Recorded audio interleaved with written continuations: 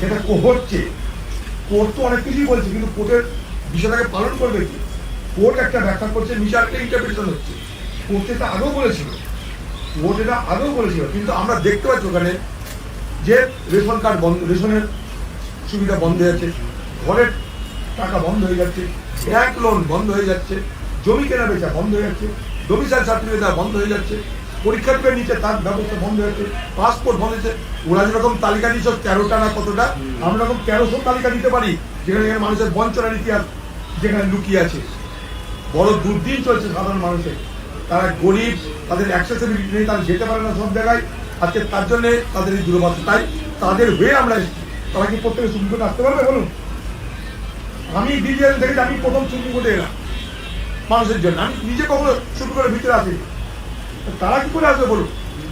সকাল 10টা থেকে, কাল থেকে দিল্লিতে এসে লয়ার শাহিন ভাইয়ের সঙ্গে যোগাযোগ করে, শাহিন ভাই রাত্রের সময় সকাল থেকে বাড়ি থেকে বেরিয়ে নাকে নাকে কোর্টে এসে ঢুকতে 2 ঘন্টা লাগলো, ঢুকতে বসতে 2-3 ঘন্টা লাগলো, কাগজের পর কাগজ সই। তাও আমি একা পারিনি, লোকজন নিয়ে এসেছিলাম বলে ঢুকতে পারলাম। এবার বলুন, আমার দেশের একটা গরিব পরিবার, তারা এখানে সুপ্রিম কোর্টে কি করে তার দরখাস্ত করে বলুন? এবার এই জায়গাগুলো সহজ সরল করার কোনো ব্যবস্থা নাই। সুপ্রিম কোর্টে আগে বলেছিল অ্যাপিলেট করো, সুপ্রিম কোর্ট বলেছিল অ্যাডমিশন করো, সুপ্রিম কোর্ট সবই বলছে ট্রাইব্যুনাল করো, সবই তো সুপ্রিম কোর্ট বলছে। তো ট্রাইব্যুনাল যে করবে, আরে ভাই কারোর বিল দেখলো একটা ছেলে একটা মেয়ে লাগে নাকি? তোমাদের পরিবারে বিয়ে দেখিনি অনেকদিন, আরে বিয়ে দেখতে ছেলে কি মেয়ে লাগবে তো নাকি? কার বিয়ে হবে? ওখানে ট্রাইব্যুনাল করতে হবে। ট্রাইব্যুনাল কোথায় হবে?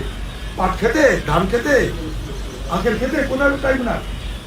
ট্রাইব্যুনালের দশা আছে না দিশা আছে, না কোনো পরিকাঠামো আছে, না কোনো চেনে জানে, তাহলে কোথায় যাবে? তার মধ্যে জজ একের পরে চলে যাচ্ছে, যাদেরকে ট্রাইব্যুনাল দায়িত্ব রয়েছে তার ট্রাইব্যুনাল ছেড়ে পালাচ্ছে।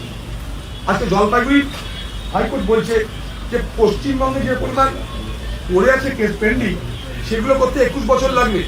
তো 21 বছরে কটা ভোট হবে বুঝুন? 4টে ভোট তো এমনি 21 বছরে হবে। 4টে ভোট হয়ে যাওয়ার পর তারপরে তোমার নাম উঠবে কিনা তা ঠিক হবে। এটা আমি বলছি না, বিচারপতি বলছে। কোথাকার বিচারপতি? জলপাইগুড়ির বিচারপতি। তাহলে বুঝুন কি দুরবস্থা।